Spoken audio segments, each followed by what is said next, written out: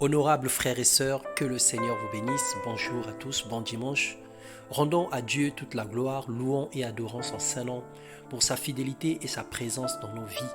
Son amour parfait bannit la crainte en nous et sa grâce nous conduit vers une destinée glorieuse. Alléluia.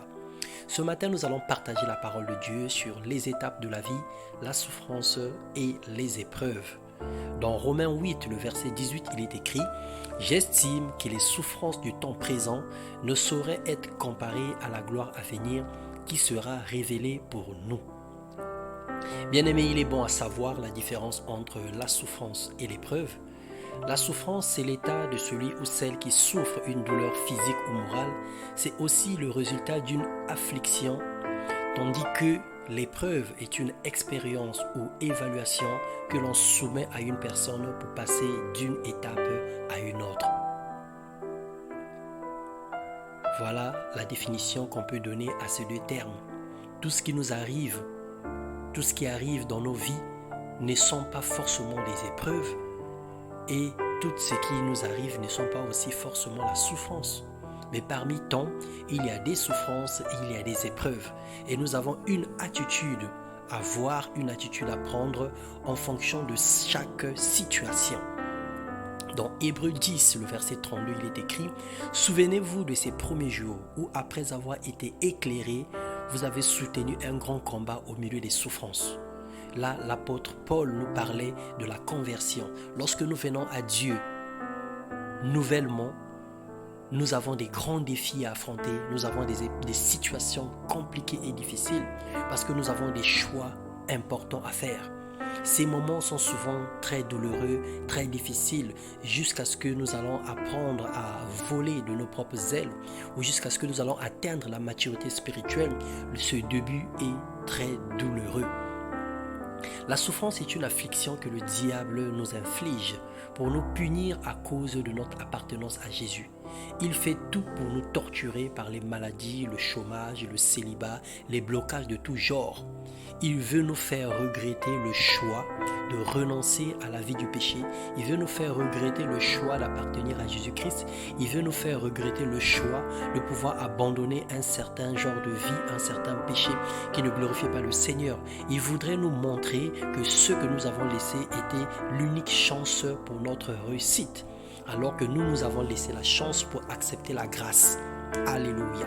Dans la chance, il y a des conditions à remplir, mais dans la grâce, c'est le Seigneur qui fait toutes choses pour nous. Mais c'est également la conséquence de la désobéissance envers Dieu, car le péché et la rébellion donnent droit à Satan dans nos vies. Lorsque nous sommes rebelles à Dieu, lorsque nous désobéissons à la parole de Dieu, nous ouvrons gratuitement la porte à Satan de nuire à notre existence. Et nous pouvons le lire dans Deutéronome 28, le verset 1 à 15, on parle de la malédiction suite à une désobéissance. Et de 15 à plus, on parle de la bénédiction suite à l'obéissance.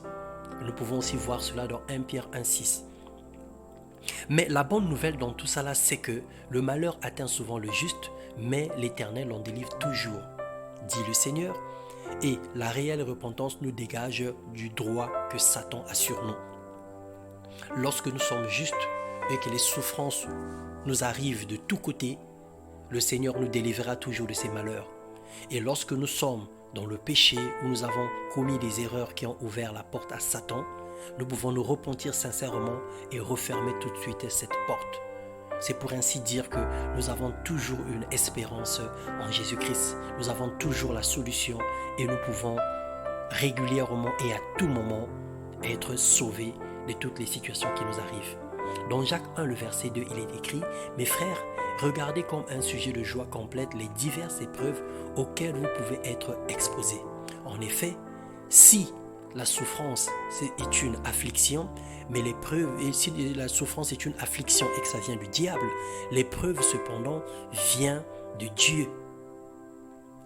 Dans l'épreuve, on ne brûle pas les étapes, on ne fait pas de détour, on ne prend pas de raccourcis, car Dieu permet l'épreuve pour notre formation, pour notre évaluation et notre élévation.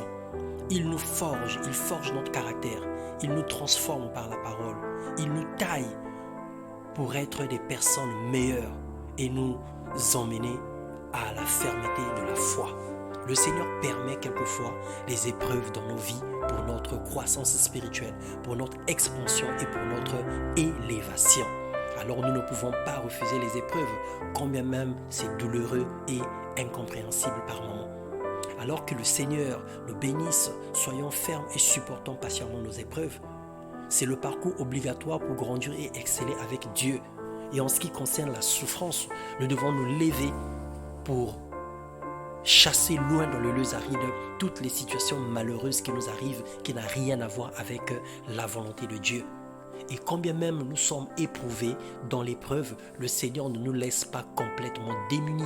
Le Seigneur nous montre toujours une lueur, le Seigneur nous montre toujours une petite lumière. Le Seigneur nous montre toujours un bout de chemin, un bout de tunnel. Le Seigneur ne peut pas nous abandonner dans une souffrance totale liée à l'épreuve. Le Seigneur ne le permet pas. Alors discerne les situations qui t'arrivent. Réfléchis sur ce qui t'arrive. Essaie de regarder d'où viennent les situations qui t'arrivent. En fonction de cela, tu te lèveras et tu prendras une position afin que le Seigneur puisse venir à ton secours. Que le Seigneur nous bénisse. Nous avons dit que ce deuxième semestre était le semestre du bilan, était le semestre de l'expansion. Tout ce que nous n'avons pas pu faire de janvier à juin, alors par la grâce du Seigneur, nous allons l'accomplir entre juillet et décembre par la grâce de Dieu. Et nous allons passer à une autre étape. Gloire à Dieu, soyez bénis et soyez fortifiés dans vos maisons, dans vos familles, dans tout ce que vous êtes en train de faire. Dans le nom de Jésus. Amen.